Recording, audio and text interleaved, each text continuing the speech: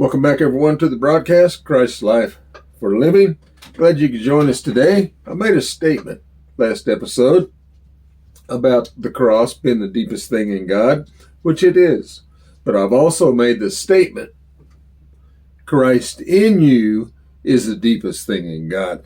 Now, what I want to say about that is when you're talking about natures, seeds, the two natures, the first Adam, the last Adam, the cross, Christ in you, the revelation of Christ in you, the natures, this life we have now in Christ, that is the deepest thing in God that we can see written in Scripture. Yea, the deep things of God. Who hath revealed these to us but the Spirit? Yea, the deep things of God, out of 1 Corinthians 2.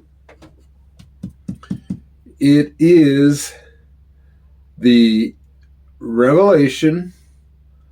It is the new birth. It is the new creation.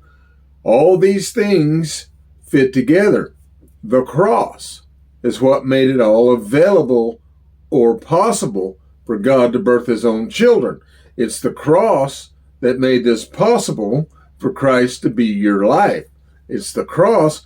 So the statements we make about the deepest thing in God, they all fit together. They all mesh together. They're welded together. They're all one. Without one, there's not the other. You got to have one to have the other. So I wanted to clear that up in case you've heard me say Christ in you is the deepest thing. Then you heard me say the cross is the deepest thing, but they all fit together. So anyway, just clarifying that a little bit. We want to talk about the nature. Let's talk about the nature some more. First thing I want to say about it is there is no such thing as a human nature. Now that's where psychology and science give humans a human nature. Now humans have a nature, but it's not a human nature. Humans have been touched, or what's the word I'm looking for? Possessed. Possessed by nature. Now, by deity. We were created to contain life, spirit, nature, seeds. We were created like that. We were created to be able to contain this because we were created to ultimately contain Christ. We see that in Ephesians 1:4. We were chosen to be in him. And we know that Adam was created a living soul, spiritless. That's very important. He was created a living soul, spiritless, but able to contain spirit. He had this in him where he could contain spirit, but he didn't have a life in him. God breathed the breath of life in him. Adam became a living soul. That's the air you breathe. That's just the breath of life. That's not the life of God we're talking about here. This is not the deep spiritual life, nature of your Father. The nature of your Father, see, nature only comes from a father. You get nature from a father. So as we're looking at natures now, important to understand that there is no human nature. That's very deceptive in the world. Very deceptive in Christianity and all religions. Oh, that's just their human nature. Now, of course, we'll say sin nature. A lot of us will in Christianity or what have you, the whatnots. We'll say sin nature. Rightfully so. But then we'll say human nature. And then we'll say God nature. I've heard that from people. Like we have three natures or two natures. You can only have one nature at a time. And that one nature that entered into Adam when he believed the lie. Believing was the way that God was going to birth a thing, birth a new creature. See, believe on the Lord Jesus Christ, you'll be saved. So when Adam believed back in the beginning in the garden in this fall, when he believed the lie, he received a nature. He believed unto that. He believed it. He believed the father of lies, he's called in Scripture. And when he did, he received a nature. Now, when Jesus went to the cross, he crucified that sin, that nature. He crucified the nature that was in Adam. He crucified Adam, and in Adam was that nature. Sin entered into the world by one man. That's Romans 5. That's how sin entered into the world. It came through Adam. Sin was in Lucifer in the garden, and then it entered into Adam into this world. So it would enter all humanity, all that would come into this world by that inherent birth, all coming through this one seed. The seed, thy seed, Genesis 3:15. Her seed would be the seed of Mother Mary that she contained. She didn't. Women don't provide the seed; they provide the egg. The male provides the seed, and thy seed, that was Mary body, her Mary body, was going to contain this seed, her seed. Thy seed was the seed of Satan, was the seed of Lucifer. That entered in, that nature, that rebellious nature. And for some reason, we have a distorted view of what evil would look like. Evil can cover itself up as an angel of light. How many angels of light have you seen in this world? Look around, you can see a lot of good people because they are good people, but they have a sin nature. And they will do whatever to keep that nature in check. In essence, that's kind of an angel of light. That's not what that scripture really means, but it is camouflaged in man's goodness. Evil gets camouflaged, but evil's been exposed, and now evil has been canceled out. Sin in man, the evil in man, the sin. Evil is not sin. To do evil is sin, and that nature is a sinning nature. That nature did evil. That nature cast out of heaven. That nature he had in him as he rebelled against the Father. Something was developed in him, and now Lucifer has passed this, the son of the morning has passed this on through Adam to every generation that would come down through Adam.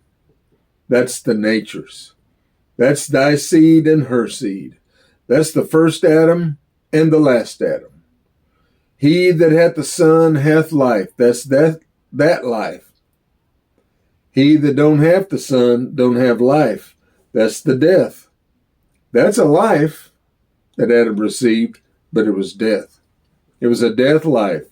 Adam took off, earning by the sweat of his brow. The woman would feel pain in childbirth. The world took on a different look. There was no thorn and thistle. Adam didn't even know what death was when the Lord told him, the moment you eat from this, you shall die. He did not know what death was. There was no death around Adam in his innocence. He didn't know what it was. It didn't mean anything to him, really. And they looked upon this good-looking serpent, subtle, and they believed him. He tried to make God out to be the liar. Oh, you're going to become like him. And they believed him. And when they did, they received sin. Adam and Eve received a sin nature. And that nature has plagued mankind ever since. Now, God in his sovereignty, his will, and his wisdom, before the foundations of the world, he slew a lamb. The lamb slain before the foundations of the world. What was that going to do? That was going to crucify the works of the devil, the sin in humanity, the sin nature. Ephesians chapter 2, verse 1, and you hath he quickened. There's our word quickened. And you hath he quickened who were dead in trespasses and sins, where in time past you walked according to the course of this world, according to the prince of the power of the air, the spirit that now worketh in the children of disobedience, among whom also we had our conversation in times past in the lusts of our flesh, fulfilling the desires of the flesh and of the mind, and were by nature the children of wrath, even as others. We can put all of Paul's scriptures together by nature. When I saw the two natures Paul was talking about, when I saw the two lives Paul was talking about, the two seeds, the two atoms, when I began to see all that, scriptures began to come together. Paul's scriptures begin to come together. If I were to be honest, I'd say that it took me a couple years before, and this was me hearing that Paul had the message, and it still took a while to get religion out of me. I'm still probably a little religious. It's going to take a while to get religion out of you. You're going to know nothing but what you know right now, and then what you've been taught, and maybe what you've been hearing on here, if you would adhere or look at certain things we've talked about, and the Holy Spirit teach you. But it's going to take a little while. When Paul had his revelation, he said, when it pleased God to reveal his Son in me, that I might preach him among the heathen, immediately I conferred not with flesh and blood, but I went into the Arabian desert. Paul spent a couple years in the Arabian desert. My personal feeling is he was getting a lot of religion out of him, and he was getting a new mind. He was getting that mind replaced. His mind was being renewed to the Christ that was in him. He's had a revelation, because I had a revelation of Jesus Christ, and then my mind was still not right. My mind was still not fixed. It takes years. The mind is never fully renewed. You're always going to have areas of your mind that are not renewed. But the longer you live, the more renewal you get. It's a day-by-day process. It's a moment-by-moment, step-by-step process with the Lord, that he takes his children and conforms them into the image of his dear Son. We're to be translated in this kingdom, all of what we are, all of our uniqueness in our creation, everything that we are, that we were made to be, that we were created to be, that this life of Christ may express itself out of us in all will and wisdom and boldness and confidence, that he may come out of us as we are, that we might be able to stand with some understanding and some knowledge and live this life, have an understanding of it. You have to have an understanding of it. You can't live anything you don't understand. You must know in whom you believe. You need a revelation of Jesus Christ. I certify to you, brethren, you're going to need a revelation of Jesus Christ. That's the gospel. That's the certified gospel that Paul preached to us. The natures, the two natures, is one of the keys for your understanding to start unlocking the scriptures, and more importantly, to start unlocking Paul's epistles to you. The natures. When I saw that, the natures, it was one or the other. One or the other by a birth, and that we live by one or the other. We've never been independent. We just thought we were. We thought we were independent, doing what we just did, failing where we just failed, successful where we were successful. No, we've always been dependent upon the life that's in us. Adam was created a living soul, and then he received a life. Yea, a deep or death life. But he received a life. See that? And he was dependent upon that life the rest of the days of his life. All in the Old Testament. All through Jesus' ministry.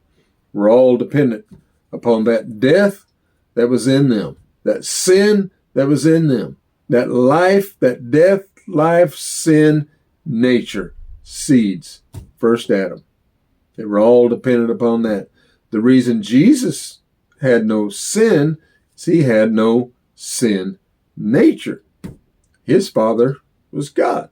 He had the nature of his Father. We had the nature of our father, the devil, Jesus said. John 8:45, somewhere in there. You're of your father, the devil. Nature. We had that nature. It's pretty simple. The gospel's pretty simple. It's cut and dried. There's no gray areas in God. We make it gray.